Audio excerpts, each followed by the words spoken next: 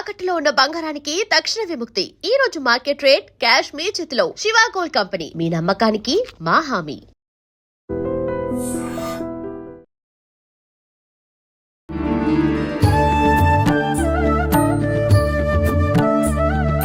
నమస్కారం, welcome to I dream. ధర్మ మార్గం విత్ విజిత కార్యక్రమానికి స్వాగతం. ప్రస్తుతం మనతో పాటు ఉన్నారు శ్రీ జగదాంబ త్రిశక్తి పీఠాధిపతులు బ్రహ్మశ్రీ బెనారస్ గురూజీ. ఇప్పుడు వారితో మాట్లాడదాం. నమస్కారం అండి. శ్రీమాత్రే నమః. మనకి శ్రావణ మాసం ప్రారంభం అవబోతుంది. ముఖ్యంగా శ్రావణ సోమవారాలు శివుడికి అభిషేకం చేయటము, ఈ శ్రావణ సోమవారాలు పూజా విధానం గురించి కూడా నేను ఈ మధ్య కాలంలోనే విన్నాను. నిజంగా మనం నార్మల్గా అయితే మన దగ్గర ఎక్కువగా అమ్మవారిని ఆరాధిస్తూ ఉంటారు, లక్ష్మీ అమ్మవారిని ఈ మాసం అంతా. కానీ నార్త్ సైడ్ ఎక్కువగా శివారాధన కూడా చేస్తూ ఉంటారు. ఎందుకు? భగవంతుడు ఎవరికైనా భగవంతుడే. మనమేమో అమ్మవారిని, వాళ్ళేమో ఈ మాసం అంతా స్వామిని, శివుణ్ణి ఎందుకు ఆరాధించటము? మరి మనం కూడా ఆరాధించవచ్చా? ఆయన అనుగ్రహం పొందవచ్చా? దాని గురించి వివరణ. తప్పకుండా. శివాయ విష్ణు రూపాయ శివరూపాయ విష్ణవే. శ్రీమాత్రే నమః. శివకేశవులకి ఈ మాసముతో పాటు కార్తీక మాసం కూడా చాలా ప్రాధాన్యమైంది. ఈ మాసంలో శివకేశవులు అనేటువంటి పదాన్ని నేను చెప్తున్నానమ్మా. ఇది సహజంగా ఎవరు చెప్పరు, కానీ నేను చెప్తున్నాను. కారణం ఏంటంటే, శివుని హృదయం లోపల పార్వతి ఉంటుంది. ఆవిడ్ని శ్రావణ మంగళవారం రోజున గౌరీదేవిగా పూజ చేస్తారు ఇక్కడ. అలాగే విష్ణువు యొక్క హృదయంలో మహాలక్ష్మి ఉంటుంది. ఆవిడని శ్రావణ శుక్రవారం రోజున లక్ష్మీ పూజగా మనం పూజిస్తాం. అవునండి. అంతేకాకుండా ఈ శ్రావణ మాసంలో మీరు అన్నట్లుగా ఉత్తర భారతదేశంలో చక్కగా శివుడికి బాగా పూజలు జరుగుతూ ఉంటాయి. ప్రతి చోట కూడా నిత్యము వాళ్ళకి ఆల్రెడీ శ్రావణ మాసం ప్రారంభమైందని చెప్పుకోవాలి. ఇప్పటికి అయిపోయింది. అంటే మనకి అమావాస్యకి వాళ్ళకి 15 రోజులు అయిపోతుంది. ఓహో. వాళ్ళకి పౌర్ణమి నుంచి పౌర్ణానికి శ్రావణ మాసం కింద పాటిస్తూ ఉంటారు. అంటే ఆషాఢ పౌర్ణమికి, మన ఆషాఢ పౌర్ణమికి వాళ్ళకి శ్రావణ మాసం ప్రారంభమవుతుంది. Okay okay. సో అట్లా మనం ఏంటంటే అమావాస్య టు మనం చాంద్రమానం ప్రకారంగా, అవును, వాళ్ళు బార్హస్పత్యమానం ప్రకారంగా పాటిస్తూ ఉంటారు పండగలను. ఓకే. ఏదైనప్పటికీ కూడా ఒక 15 రోజులు ముందరగా నడుస్తూ ఉంటుంది వాళ్ళకి మనకి వ్యత్యాసంలో, మాసాల్లో. అయితే ఇక్కడ మీరు అడిగింది శ్రావణ సోమవారాలు, అభిషేకము, అలాగే శివారాధన ఏమిటి ఇంత విశేషంగా భగవంతుడు అందరికీ ఒకడైనా ఇక్కడ అక్కడికి వేరువేరుగా కనిపిస్తున్నాయి పూజల్లో అని చూసినట్లయితే, ఈ శ్రావణ మాసానికి ముందరగానే శివుని యొక్క మెడలో ఉండేటువంటి వాసుకి సర్పము చేత ఏదైతే పాల సముద్రాన్ని చిలికేటప్పుడు ఆ వాసుకి విషాన్ని కక్కుతున్నదో, ఆ విషాన్ని శివుడు తన కంఠమునందు దాచుకోవటం మూలకంగా, కరెక్ట్గా ఇది శ్రావణ మాసం ముందర జరిగినట్లుగా మనకి ఇతిహాసాల్లోనూ పురాణాల్లోనూ మనకి వేదాంగాల్లో ఈ యొక్క విశేషాలు ముఖ్యంగా కనిపిస్తూ ఉంటాయి. ఇక్కడ దీన్ని నభస్ అనేటువంటి విధానం కింద నార్త్ ఇండియాలో దీన్ని, సంస్కృతంలో కూడా నభస్ అంటే ఆకాశమంతా, గగనమంతా. నభస్ అంటే అర్థం అది గగనమంతా.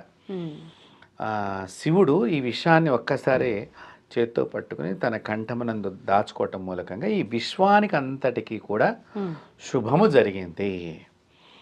అయితే ఈ శుభం జరిగేసరికి మనమందరం బాగానే ఉన్నాము, మిగతా దేవతలు బాగానే ఉన్నారు, కానీ శివుడు ఒక అగ్నిగోళంలాగా ఆయన వేడిగా, శరీరం అంతా వేడిగా తయారైపోయి ఒక రకమైనటువంటి ఆయన శరీరం నుంచి పొగలు సెగలు లాగా వస్తున్నప్పుడు ఇది గమనించినటువంటి మహావిష్ణువు అందరి చేత, ఋషులందరినీ ప్రార్థిస్తే, ఈ శ్రావణ మాసంలో ఎవరైతే కనుక శివుణ్ణి అభిషేకం చేస్తూ ఉంటారో వాతావరణంలో ఒక రకమైనటువంటి భూమి లోపల నుంచి వచ్చేటువంటి, చూడండి ఎండల నుంచి వర్షాకాలానికి వచ్చేసరికి ఒక వేడిలాగా పొగల్లాగా మనకు వచ్చినట్టుగా, అలాగే మనకి మీరు బాగా గమనించండి ఈ మాసంలోనే థ్రోట్ ఇన్ఫెక్షన్స్ ఎక్కువ వస్తూ ఉంటాయి. వాస్తవం, ఆల్రెడీ మనం ఎక్స్పీరియన్స్ చేస్తున్నాం. థ్రోట్ ఇన్ఫెక్షన్స్ వచ్చి, జలుబు వచ్చి, జ్వరం రావటం, అంటే వేడి పెరుగుతోంది. కాబట్టి ఈ విషము గాలి, విషపు యొక్క శక్తి ఈ కంఠము నందే ప్రతి ఒక్కరి యొక్క కంఠంలోనూ ఆ యొక్క ప్రభావము పడుతున్నది. సో ఈ ప్రభావాన్ని తగ్గించటానికి గాను ఋషులందరూ చెప్పిన మార్గం ఏమిటంటే శివుడిని అభిషేకం చేసినట్లయితే ఆయన కంఠంలో ఉన్న ఆ వేడిమి తగ్గినప్పుడు ఇక్కడ అందరం కూడా బాగుంటాము. ఆయన విషాన్ని తీసుకుంటాం మూలకంగా బాగున్నాము, కానీ ఆయనకి వేడొచ్చేస్తుంది. విశ్వానికి పతి, విశ్వానికి తండ్రి, సర్వదేవతలకు తండ్రి. సర్వదేవతలు నిత్యము ఏ భగవంతుడు కావాలని తపస్సు చేస్తూ ఏ భగవంతుడిని దర్శనం చేసుకోవాలని కోరుకుంటూ ఉంటారో ఆ భగవంతుడే ఇప్పుడు వేడి చలి వేడి చలి వేడి చలి అనేటువంటి సెగలు ఆయన శరీరంలో మనకి గొంతులోంచి ఆయనకి ఈ శిరస్సు అంతా కూడా ఒక రకమైనటువంటి మారిపోయింది. దాన్ని చల్లదనం చేయటానికి శుద్ధ స్ఫటిక సంకాశం అని అన్నారు ఒక పదం మనకి.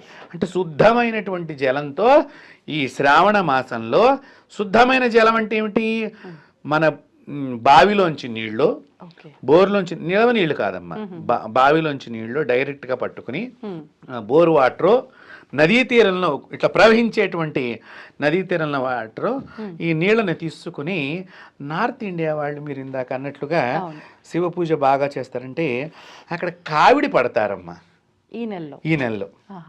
ఈ కావిడి ఏమిటి, వారింటి దగ్గర నుంచి ఈ కావిడి మోసుకుని, ఎంత బరువు ఉంటుందమ్మా అది, 2 బిందెలు అటొక బిందె ఇటొక బిందె పట్టుకుని భుజం మీద పెట్టుకుని ఒక్కొక్కరు మధ్యప్రదేశ్ నుంచి కాశీకి, రాజస్థాన్ నుంచి కాశీకి ఈ మాసమంతా నడుచుకుంటూ వారి యొక్క బావులలో నీరుని శివుని శిరస్సు మీద పోయటానికి. విశ్వనాథుడు కదమ్మా, నేను ఇందాక చెప్పాను, విశ్వానికి పతి, విశ్వానికి దేవుడు. విశ్వంలో ఏ భగవంతుడిని అయితే మనము కావాలని ప్రతి దేవుడు కోరుకుంటున్నారో, విశ్వంలో ఉండేటువంటి ఏ దేవతా శక్తిని ఋషులందరూ సందర్శించాలనుకుంటున్నారో అతడే కదా మరి పరమేశ్వరుడు. విశ్వానికి ఆయన రక్షకుడు, సర్వదేవ. ఆయన యొక్క నామంలోనే ఉంది శివ అంటే మంగళకరము. మంగళమైనటువంటి భగవద్ దర్శనం కావాలి ప్రతి ఒక్కరికి. ఆ మంగళమైనటువంటి భగవద్ దర్శనానికి ఆ కావిళ్ళు మోసుకునమ్మ. నేను చాలా సందర్భాల్లో చూశాను అక్కడ. నేను ఈ శ్రావణ మాసాల్లో కూడా కాశీలో ఉన్నప్పుడు ఎక్కడెక్కడి నుంచో భక్తాదులు, ఆడవాళ్ళు మరచెంబుతో పట్టుకుని వస్తూ ఉంటారు, మగవాళ్ళు కావిళ్ళు పట్టుకుని ఉంటూ ఉంటారు. మళ్ళీ ఈ కావిడి మోసేటప్పుడు కూడా మనం ఏదన్నా గుడికి వెళ్ళేటప్పుడు మన దగ్గర చూస్తే కబుర్లు చెప్పుకుంటూ వెడుతూ ఉన్నట్టుగా కొంతమంది మనం అబ్జర్వ్ చేస్తూ ఉంటాం. కానీ వాళ్ళు కావిడి మోసేటప్పుడు బంభం బోలో బంభం బోలో బంభం బోలో బోలోనాథ్కి అలా ఆ శివస్మరణం చేసుకుంటూ, అంటే కావిడి నొప్పి తెలియకుండా. ఎలా అయినా అంటే విశ్వనాథుడు మన గురించి కంఠంలో ఇంత విషయాన్ని దాచుకుని మనల్ని బతికించిన నాథుడికి మనం కనీసం ఆ బిందులో అక్కడికి వెళ్ళేసరికి ఇన్ని నీళ్లున్నా ఆయన సంతోషపడతాడు కదా పోయేసేటప్పుడు. వాస్తవమే అది కూడా మీరు ఆలోచన చేసుకోవాలి. అంటే అక్కడ వెళ్ళే వరకు నీళ్లు ఉన్నా లేకపోయినా మనం చేసిన తపస్సే మరి, అదే తపస్సు. తపస్సు అంటే ఏమిటి, ఏదో ముక్కు మూసుకుని కళ్ళు మూసుకుని కూర్చున్నట్టుగా మనకి సినిమాల్లో చూపించినట్టు కాదు. మన మనస్సు తప్పింపబడటం ఆ భగవంతుడి గురించి, అదే తపస్సు. కాబట్టి ఇలాంటి సందర్భంలో వాళ్ళు నార్త్ ఇండియాలో ఈ కావిడి మోసుకుని ఆ శివుడికి ఎంత అభిషేకం చేస్తారంటే, వారిక్కడ నీళ్లు పొయ్యంగానే వారింటి దగ్గర ఎక్కడో ఉన్న రాజస్థాన్లోనో, ఎక్కడో ఉన్న మధ్యప్రదేశ్లోనో, ఉత్తరాఖండ్లోనో, ఉత్తరప్రదేశ్లోనో ఏ మారుమూల ప్రాంతం నుంచి వచ్చినవాడు ఆ శివుడి కాశీలో ఉన్నటువంటి చతుర్వేదాలు చతుర్ద్వారాలుగా కలిగినటువంటి విశ్వనాథుడికి నీళ్లు పొయ్యంగానే వారింట్లో శుభవార్త వింటారు. అంత శ్రావణ మాసంలో ప్రతి ఒక్కరూ కూడా మీ దగ్గరలో ఉండేటువంటి శివాలయానికి వెళ్ళి అభిషేకం చేస్తే మీ ఇంట్లో రోగాలు రావు. ఇంట్లో కూడా చేయొచ్చు అంటారా? ఇంట్లో కూడా చేయవచ్చు. అంటే వెళ్ళలేనటువంటి వారు దేవాలయానికి వెళ్ళటం మూలకంగానమ్మా మనం వెళ్ళేటప్పుడు పవిత్రమైనటువంటి ఆ మంగళ నామాన్ని తలుచుకుంటూ వెడతాం. ఒకటి, అక్కడ ఒక యంత్రం ఉంటుంది, రోజు నిత్యము నైవేద్యం జరుగుతూ ఉంటుంది. 365 రోజులు ఆ గుడి తెరిచే ఉండాలి, దానిలో పూజలు జరుగుతూ ఉండాలి. యంత్ర ప్రభావము, అక్కడ తంత్రం జరుగుతూ ఉంటుంది. రోజు నిత్య విధి ఒకటి ఉంటుంది, అర్చనా విధి, అది జరుగుతుంది. దానివల్ల ఏమవుతుందంటే శక్తి కేంద్రంగా ఉంటుంది. ఇంటిలో వృద్ధులు ఉన్నారనుకోండి, కాళ్ళు కదపలేని వృద్ధులు ఉన్నారు, ఒక బెంచి దగ్గరగా పెట్టుకుని ఏదో వారు ఓం నమ శివాయ ఓం నమ శివాయ అనుకుంటూ ఇక్కడ గుడి లోపలికి వెళ్ళినప్పుడు అక్కడ చక్కగా నమస్సంభవే చమై భవే చ నమ శంకరాయ చ మైస్కరాయ చ నమ శివాయ శివతరాయ చ అనేటువంటి శివనామాలు చదువుతూ అక్కడ ఆ విధంగా పోసినప్పుడు ఆ శక్తి మన చేతుల్లో మన హృదయం లోపలికి ప్రవేశించకుండా ఎలా ఉంటుంది? మన చేతులతో ఆ బంభంబోలో అనుకుంటూ కావిడి తీసుకువెళ్ళి మన నోటితో ఓం నమ శివాయ అంటూ ఆ యంత్రం మీద ఉన్నటువంటి ఆ శివలింగం మహర్షులు స్థాపన చేసినది, మహర్షులు ప్రతిష్ఠ చేసింది, మహర్షులు జపం చేసిన ప్రదేశ కేంద్రం అది. దేవతలు నిత్యము వచ్చి సంధ్య వేళ అక్కడ హారతిస్తారు కాశీల విశ్వనాథుడికి. ఈ రోజుకి కూడా ప్రదోష కాలంలో సర్వదేవతలు సప్త ఋషిహారతి అని ఉంటుందమ్మా అక్కడ. కంపల్సరిగా ఆ సమయంలో దేవతలందరూ వచ్చి విశ్వనాథుడి గురించి ఇలా నమస్కార ముద్రలో ఉంటారు. అలాంటిది కాశీ మహాక్షేత్రం. అందుకని నార్త్ ఇండియా వారందరూ కూడా ప్రధానమైనటువంటి విశ్వనాథుని యొక్క క్షేత్రానికి ఈ యొక్క అభిషేకాన్ని మా ఇంట్లోంచి, మా బావుల్లోంచి, మా బోర్లోంచి, మా ఇంటి దగ్గర పారే ఉపనదుల యొక్క పాయలలోంచి నీరు తీసుకువెళ్ళి ఆయనకు సమర్పణ చెయ్యాలనే భావన ఉత్తర భారతంలో ఇది బాగా కనిపిస్తుంది. అక్కడ ప్రతి శివాలయము కూడా శ్రావణ మాసంలో దేదీప్యమానంగా పూజలు, మళ్ళీ ఉమ్మెత్త పువ్వు పూజలు, చక్కగా అన్ని రకాలైనటువంటి పంచామృతాలతోనూ దేదీప్యమానంగా శుద్ధ జలం ఎక్కువగా వేస్తూ ఉండాలి ఈ శ్రావణ మాసంలో. ఎందుకంటే మీకు చూడండి, ఈ శుద్ధ జలం అని బాగా చెప్తున్నా నేను. మనకి నీరు రకరకాల నీళ్లు మనం అక్కడక్కడ తాగినప్పుడు ఈ వేడి కింద భూమిలోంచి వచ్చేటువంటి ఒక ఆవిరి, వాతావరణంలో ఒక రకమైనటువంటి మార్పు, ఈ రెండిటి మధ్య మన గొంతు, ఇది ఆకాశము, ఇది కింద భాగం మనం పృథ్వీ చూసుకుంటే ఈ మధ్యలో ఈ గొంతు దగ్గర కొంచెం మనకు తేడా కనిపిస్తూ ఉంటుంది. కాబట్టి అక్కడనే మనకి వ్యాధి సంక్రమిస్తుంది. థ్రోట్ ఇన్ఫెక్షన్ అనేది ఈ సమయంలోనే వస్తుంది. అంటే ఏంటి, విషపు గాలులు లాంటివి ఈ సృష్టిలో ఉంటే దాన్ని శివుడు మాత్రమే తీసుకుని మనల్ని ఆరోగ్యవంతులుగా చేస్తాడు. అందుకని ఆరోగ్యాన్ని ఇచ్చేటువంటి ప్రధానమైన దేవత శివుడు. కాబట్టి శ్రావణ మాసంలో మన దక్షిణ భారతదేశంలో కూడా ప్రధానమైన దేవాలయాల్లో ఇప్పటికీ చేసేటువంటి సంప్రదాయం ఉన్నది, మనకి ఉంది, జరుగుతుంది. శ్రావణ సోమవారం రోజున విశేష పూజ చక్కగా చేస్తారు ఇక్కడ కూడా. అయితే మీరు ఇంకొక విషయం చెప్పారు, మళ్ళీ మనం అమ్మవారి పూజలు చేస్తాము అక్కడికి అని చెప్పేసి. సహజంగా ఈ శ్రావణ మాసంలో ఏంటంటే కొత్తగా పెళ్ళైనటువంటి కోడలు ఇంటికి వస్తుంది కదమ్మా. ఈ ఆషాఢానికి ఒక మాసం మనం రానివ్వము, ఇద్దరిని వేరువేరుగా ఉంచటం జరుగుతుంది. ఇప్పుడు ఆ కొత్త కోడలి చేత కారణం ఏమిటంటే, ఎప్పుడైనా కూడా స్త్రీకి ఎంత గొప్ప విలువ ఇచ్చారంటే వేదాల్లోనమ్మా చాలా గొప్ప విలువనిచ్చారు. మీరు అడిగినటువంటి ప్రశ్న నేటి సమాజంలో స్త్రీలందరూ కూడా, చదువుకుంటున్న స్త్రీలు అందరూ కూడా తెలుసుకోవలసిన విషయం. వేదంలో స్త్రీని ఒక దేవతగా పూజించినటువంటి భూమి ఎక్కడన్నా ఉన్నదంటే అది భారత భూమి మాత్రమే. ఇంకెక్కడా లేదు పూజ స్త్రీకి, ఒక భారతదేశంలోనే పూజించారు. పూజించడమే కాదు, వేదాల్లో చెప్పారు, పాఠ్యాంశాల్లో చెప్పారు. స్త్రీని ఎక్కడైనా కూడా ఉన్నత స్థితిగా చూపించారు, స్త్రీని గౌరవించారు మన భారతదేశంలో. అలా మనకి స్త్రీలకు హక్కులు లేవంటే కనుక ఝాన్సీ లక్ష్మీబాయి రాణి అయ్యేదా? అలాగే కాకతీయ సామ్రాజ్యానికి రాణి రుద్రమదేవి. కాబట్టి ఇలాంటి వాళ్ళు మనకు గతంలో చాలామంది ఉన్నారు, మహిళామణులు. కాబట్టి ఇలాంటి గొప్ప గొప్ప స్త్రీలు మన చరిత్రలో కనిపిస్తున్నారు. అయితే ఇక్కడ ఈ కొత్త కోడలు రావడంతో ఏమవుతుందంటే, ఈ కోడలు రాక అసలు సూచిక ఏమిటంటే భర్త అడుగుతాడట పెళ్ళప్పుడు. ఈ మంగళసూత్రం కట్టే అర్థంలో కూడా, ఈ పెళ్లిలో కూడా, అమ్మా నువ్వు నా ఇంటికి వస్తున్నావు, నా ఆరోగ్యాన్ని కాపాడటానికి నువ్వు వస్తున్నావు. నీ రాక దేనికి సూచిక? నా ఆరోగ్య రక్షణకి. అందుకని చూడండి, భర్తకు ఆరోగ్యం బాగుండలేదంటే ఊరంతా వెళ్ళి మా ఆయనకి బాగుండలా, ఏమైపోయింది, ఏ దిష్టి తగిలిందో అది అని చెప్పేసి గురువుల దగ్గరికి వెళ్ళిపోయి పాపం స్త్రీలు ఆయన బాగుండాలి అని చెప్పి రకరకాల పూజలు చేస్తారు. మీరు ఎక్కడైనా ఆడది బాగుండకపోతే మగవాడు వెళ్ళి పూజలు చేసినట్టుగా ఎక్కడైనా గమనించారా? బహు కొద్దిగా ఉన్నారు, అలాంటి మగవాళ్ళు కూడా ఉన్నారు. కానీ మగవాడికి బాగుండలేదు అంటే స్త్రీ మెడలో భర్త కట్టినటువంటి బంగారపు సూత్రాలను కూడా వెంకటేశ్వర స్వామికి నిలువు దోపిడీ అనే పేరుతో ఇచ్చేటువంటి గుణం ఒక స్త్రీకి మాత్రం. అంటే భర్త అంటే ఆమెకు అంత ప్రేమ తన భర్తకి. అందుకనే ఈ భర్త అడుగుతాడు, పెళ్లి సందర్భంలో అమ్మ నువ్వు నా ఇంట్లోకి వచ్చేది నా ఆరోగ్య రక్షణకి, ఇదొక్కటే కాదు నా వంశ రక్షణకి. వంశరక్షణ అంటే సంతానం కావాలి కదా. అవును. మీరు చూడండి, కడుపుతో ఉన్నప్పుడు ఆవిడ రోజు పూజలు చేసి మా ఆయనకి మగపిల్లాడు పుట్టాలి, వాడి వంశం ఆడది కోరుకుంటుంది.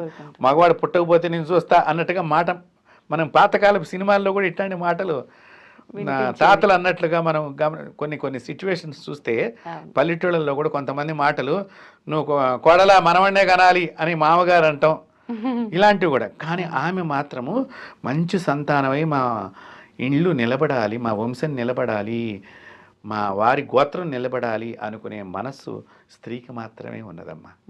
కాబట్టి ఇలాంటి శుభమైన లక్షణాలు కలిగిన పిల్ల ఇక్కడికి వచ్చిన తర్వాత ఆమె సౌభాగ్యానికి, కొత్త కోడలు రాగానే మనకేంటి వస్తే అందరం వచ్చి చూస్తాం.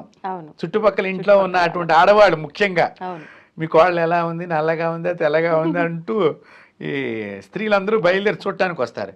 ఈ దృష్టి దోషం వలన భర్తకి తగులుతుందేమో చెడని చెప్పి తను గౌరీదేవి పూజ చేస్తుంది. శ్రావణ మంగళ గౌరీ పూజ అది.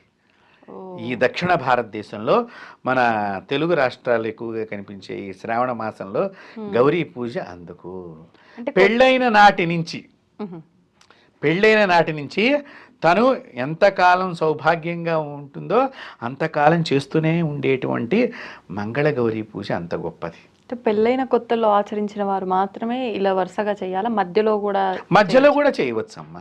అయ్యో, ఆ స్త్రీ యొక్క సౌభాగ్యం రక్షణ కోసం కదా ఇది. కాబట్టి ఇలాగా ఈవిడ చేస్తూ గౌరీదేవి కింద ముత్తైదువును పిలుచుకోవాలి ఇంటికి. ఈ 5 వారాలు 4 వారాలు మంగళవారాలు వస్తాయి కదమ్మా, ఆ గౌరీదేవి కింద పుచ్చుకొని ముత్తైదువుకి వాయనం ఇవ్వటం మన దగ్గర ఎక్కువగా ఉంటుంది. శనగలు, నానబెట్టిన శనగలు, తాంబూలము, 2 జాకెట్ ముక్కలు, కొంచెం శక్తి కలిగిన వాళ్ళు ఒక చీరను ఇచ్చుకుని కాళ్ళకి పసుపు రాయటము, కాటిక తయారు చేస్తారు. మీకు బాగా దీపాన్ని పెట్టి ఆవు నెయ్యి రాస్తారమ్మ. కాటిక తయారు చేయటం కూడా మార్కెట్లో ఇప్పుడు మీరందరూ కూడా మార్కెట్లో కొనేది పెట్టుకుని కంటికి రాసుకుంటూ ఉంటారు, కళ్ళ వ్యాధులు కూడా వస్తూ ఉంటాయి. కానీ ఆవు నెయ్యితో తయారు చేసినటువంటి ఒక ఇత్తడి పాత్రకి శుభ్రంగా కడిగేసమ్మ తుడవాలి. తుడిచి దానికి ఆవు నెయ్యి బాగా పేరు నెయ్యి పట్టించాలి. ఇత్తడి పాత్రకి పేరు నెయ్యి పట్టి దాని కింద ఆవు నెయ్యి దీపం పెట్టాలి. ఈ దీపపు పొగ వెళ్ళి దీనికి పట్టుకుని కాటికగా మారుతుంది. అట్లా ఎంతసేపు పెడితే అవుతుంది? ఆ రోజంతా పెడతారు. దీపం కూడా ఆవు నెయ్యి దీపమే. ఇది వల్ల నల్లగా ఒక రకమైన మసిలాగా పడుతుంది. దీనిని కళ్ళకు రాసుకుంటే చాలా శ్రేష్టము. చాలామంది అట్ల కాడికి పెట్టుకుని ఇది ఆ దీపం మీద పెట్టుకుని అప్పటికప్పుడు ప్రతి వారం చేయాలి కదా, ఫ్రెష్గా ఉండాలి, శుభ్రంగా ఉండాలని చెప్పి తయారు చేస్తూ ఉంటారు. ఈ కాటిక ఇచ్చి ముత్తైదుగా వాయిని పెట్టుకుని అమ్మ పెద్ద ముత్తైదుని పిలుచుకుంటారు.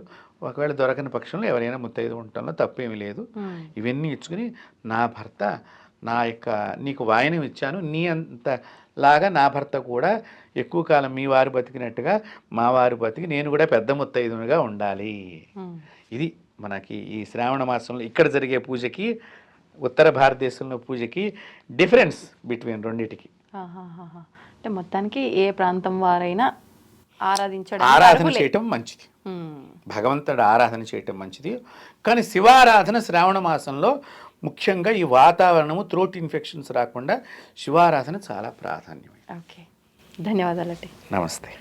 And for more videos, please subscribe to iDream. Please subscribe to iDream. Please subscribe iDream. And please subscribe to iDream. For more videos, subscribe to iDream. please like, share and subscribe to the channel. Congratulations, iDream. Subscribe to iDream. Subscribe to iDream. So subscribe to iDream Media. iDream ki iDream team andarki huge congratulations. Please subscribe iDream Media. Please subscribe to iDream. Subscribe iDream. Please subscribe to iDream. iDream అంటే నా కళల ఛానల్ను subscribe చేసుకున్నారు, నోరు తిరుగుతలేదు, మీరైతే గంట గుర్తు కొట్టండి. For more such videos, please subscribe to iDream. Subscribe to iDream. Please subscribe to iDream. Please subscribe iDream Media. Please do subscribe to iDream. Please subscribe to iDream Media. For best entertainment and information, please subscribe iDream. And don't forget to subscribe to iDream.